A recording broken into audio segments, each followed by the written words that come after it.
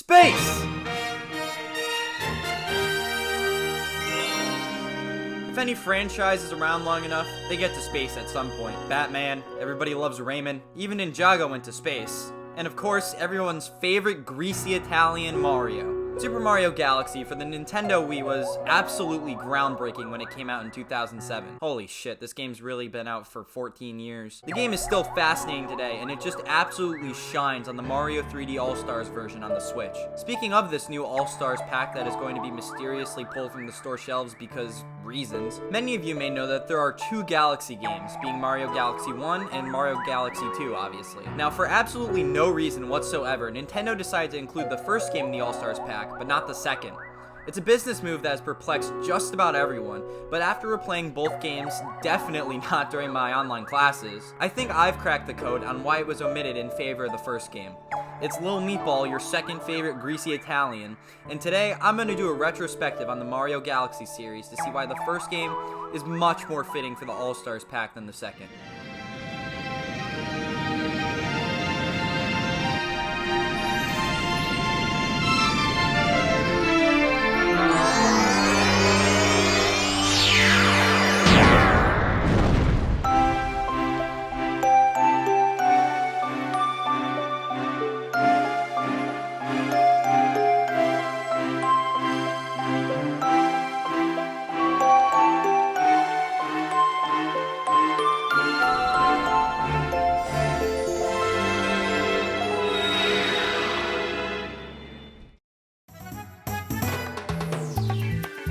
Not only do you have the new 3D Mario game that's coming off Sunshine for the GameCube that was, yeah, that one didn't take itself all too seriously, but this one does, and it's so okay, we'll get to that. Anyway, you've got a new 3D Mario game coming out on this brand new console called the Nintendo Wii with these weird looking controllers that look like I could shove them up my ass.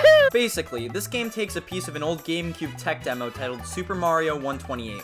Which had 128 little Marios running around on this thing. That's great and all, but the main takeaway from this is the game's spherical platforms. This was crazy shit at the time, and people wondered when Nintendo would put it to use. And we got nothing with these spherical platforms for about 7 years. It didn't matter though, because when these spherical platforms finally hit Mario Galaxy, they were amazing.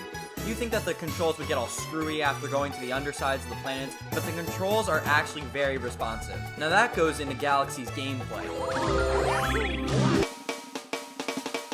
In both games, it's great. Obviously, you don't have the multitude of movement options present in Odyssey or Sunshine, but you've got all the moves that you could ever really ask for in the game. I honestly don't think any sort of dive or roll would work in this game because of one important distinction that this game has over the previous 3D games: the spin jump.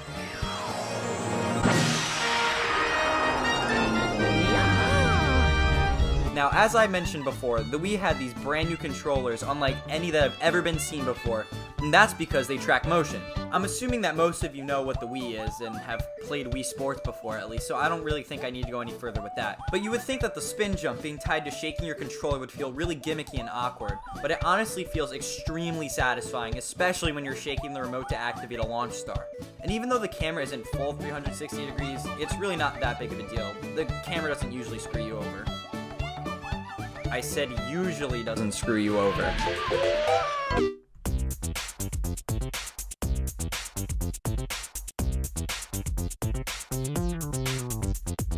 The level design in both games is absolutely incredible. Buoy Base, Space Junk, Toy Time, Matter Splatter, and Melty Molten are all incredible galaxies in the first game with truly unique level design and interesting obstacles to overcome. I especially like scaling the big tower of Buoy Base and the disappearing platforms in Matter Splatter. The second game has great galaxies like Cloudy Court, Yoshi Star, Puzzle Plank, Supermassive, so many more. Galaxy 2 is definitely more solid gameplay and level design wise, with such cool and unique ideas that I feel like the first game just didn't really reach. However, you need to remember that Galaxy 2 is a sequel to Galaxy 1, meaning that it already had its foundations laid out in the first game, so they were able to get a bit more crazy with it. If they didn't make Galaxy 1 as structurally sound as it was, the sequel would have tanked. Now, one thing some of you might have noticed is that I actually swapped Cloudy Court with Fluffy Bluff Galaxy and Yoshi Star with Hightail Falls, which brings me to the next important topic that I'm going to have to discuss.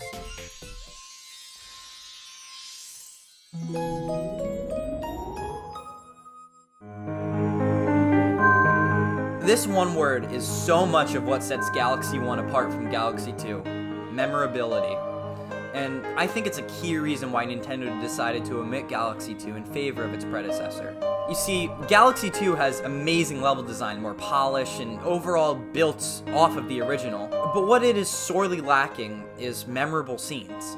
Galaxy 2 feels much more in the vein of 3D World and 3D Land, having loose themes for its levels, but other than that, just kind of showcasing new and unique obstacles to get to the end of the level. It's got a linear world map, more linear and not as open levels as the first game, and it just doesn't feel like a living and breathing world. It just feels like a jungle gym. And that's what makes it a bit more forgettable than Galaxy 1. Galaxy 1 has more open levels that feel like real life forms are living on these planets. There's continuity in between the levels, with the Toad Brigade constantly showing up with some of the penguins from Beach Bowl or some of the bees from Honey Hive. There's Guppy, who shows up in a few levels. There's the big Emperor Penguin. It just feels like you're traveling through a vast, living and breathing, interconnected universe. What's more memorable to you? Bowser ripping Peach's castle out of the ground with a giant UFO. Oh yeah, and Bowser just kinda has a UFO now. Cool, I guess. Anyways, is Bowser ripping Peach's castle out of the ground with a giant UFO and sending Mario hurling through space to be rescued by a cosmic goddess, causing them to team up to stop Bowser from creating his own empire at the center of the universe cooler? Or is it Bowser big now, he take Peach cause he wants cake? Clearly the former is vastly better and more memorable than the latter. But that's beginning to delve into the next topic I've been trying to sidestep up to this point, and I think it's time we go full into it.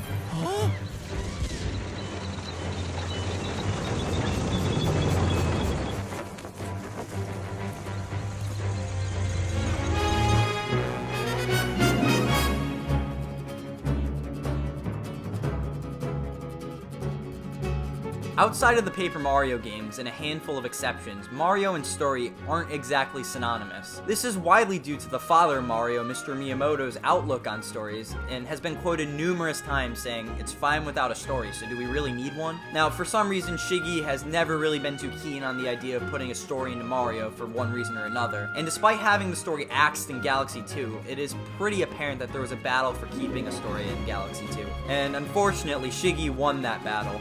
But going into Galaxy 1, we have the most grand and epic story mainline Mario has ever seen. As Peach's castle is attacked and you're shown this dark background of a night sky, you feel as though this is no hot tub time machine Mario adventure.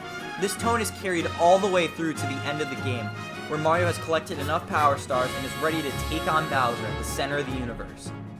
After going through the level, putting all of your skills to the test, you reach Bowser, and upon defeating him, he literally dies. A massive black hole opens up and begins to swallow the entire universe. However, all of the Lumas, including Mario's partner for the whole game, fly into the black hole to save everyone. And so, a big bang event happens, causing the whole universe to reset. Rosalina explains the process to Mario, and he's then woken up back at Peach's castle with the universe reset in a new galaxy form. You wanna know the ending of Galaxy 2? Beat Bowser and get some cake. I am not even oversimplifying that ending. That is all that happens. I don't really think I need to beat the dead horse anymore and restate that Galaxy 2's lack of identity makes Galaxy 1's identity shine through even more. And that's before I've even mentioned Rosalina's storybook. Let us begin.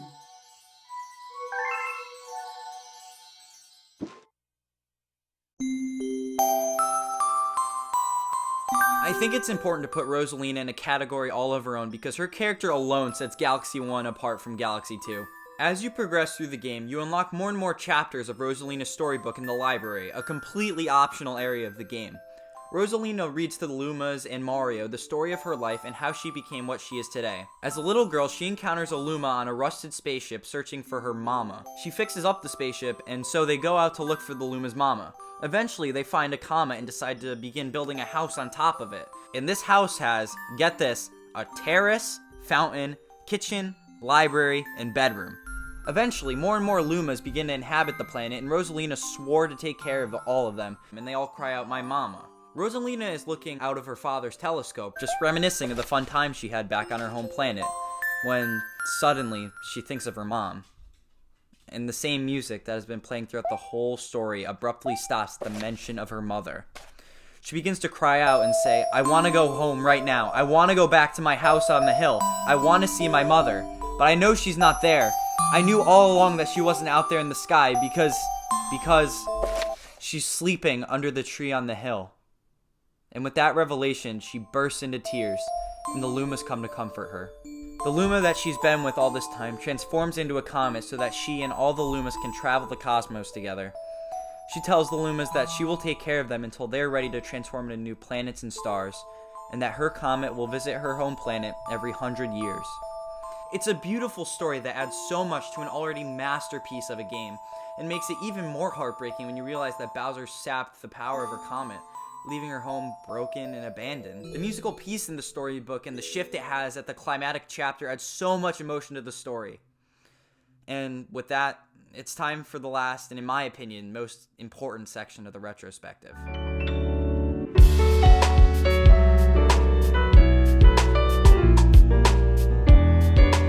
I've saved talking about this game's music to the end because I just wanted you to subconsciously listen to the beautiful score this game has to offer. It is the first Mario game with a full orchestra, and I think it was the perfect game to first introduce it. The tone and theme of the game perfectly lends itself to having a full orchestra, and considering everything I've talked about previously, about how epic and grand of an adventure this game presents itself as, I'm sure you would agree. There are beautiful arrangements that add so much to the levels and set pieces that I previously talked about. Not only do you have these epic visuals of the Comet Observatory traveling to the center of the universe, but you have this climatic piece that was heard on the tutorial mission of the game, crescendoing in the background, making you feel even more empowered to stop the big bad turtle man. Honey Hive perfectly encapsulates that feeling of a bee-infested jungle. The Comet Observatory adding more and more instruments as more areas of the hub are unlocked is genius. Melty Molten feels so unbelievably epic for no reason, but I absolutely love it. Ooey Bass is such an awesome track. Gusty Gardens is an instant classic, and Good Egg Galaxy. I have a lot to say about Good Egg Galaxy. I've neglected talking about this particular galaxy until now because I just couldn't manage to talk about it without diving into the music of this egg planet. It's the first real level of the game after you unlock the Comet Observatory, and it starts the game off with a bang. Not only are the starter planets and boss perfect for getting you accustomed to what you'll find in the rest of the game, but that music, it just ignites this feeling in me that I don't quite know how to describe. The only way I could think of describing it is that it's so beautiful. I know most people prefer Gusty Gardens, but I can't help but say that I like Good Egg better. The overwhelming emotions it brings to me, from the initial trumpets as soon as you land on the planet, to the peaceful wind instruments as you explore this new world, to the moment the music soars when you spin the launch star, sending you flying through space. And this music also comes back at the tail end of the game when Mario is flying away with Peach. And from the visuals to the music as they spin around each other,